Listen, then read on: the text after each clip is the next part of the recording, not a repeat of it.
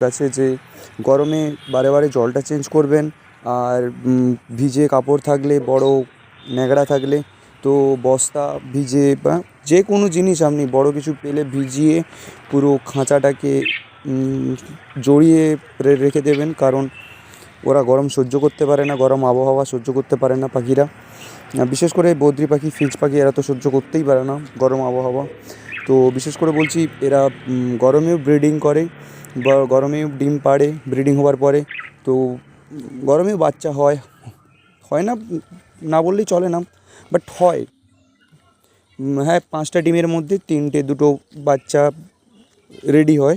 But গরমে পাখিরাও ডিম পাড়ে, ফিঞ্চ, বদ্রি। কথাটা এটাই আপনাদের কাছে তুলে ধরবো। তো আপনারা গরমে পাখি যত্নে রাখুন।